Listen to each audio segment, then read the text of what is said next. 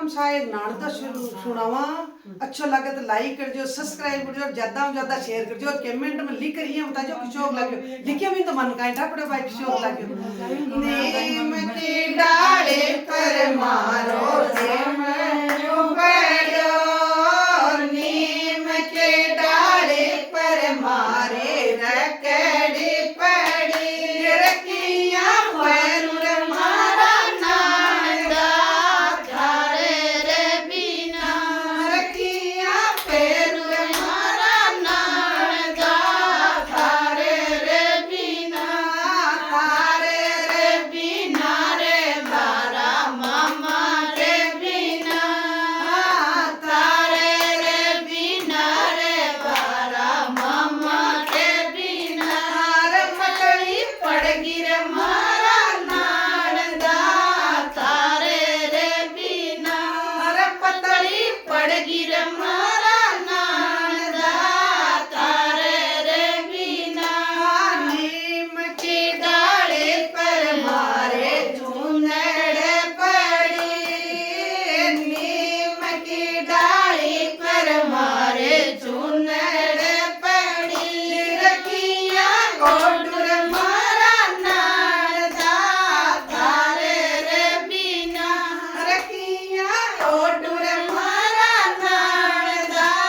थारे रे बिना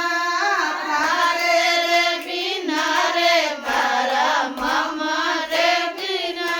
रे पतड़ी पड़गी रे मारा नानदा थारे रे बिना रे पतड़ी पड़गी रे मारा नानदा थारे रे बिना नीम के डाली पर मारो टेवटो पड़ो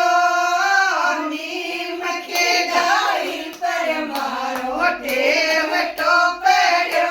रखिया बेड़ुर मारा नानदा थारे रे बिना रखिया बेड़ुर मारा नानदा थारे रे बिना रे बारा मामा रे बिना पतली पड़गी रे मारा नानदा थारे रे बिना नीम के डाले पर मारो चूड़े लो पड़ो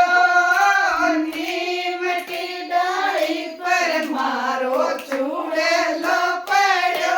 रखिया बेनुर मारा नानदा थारे रे बिना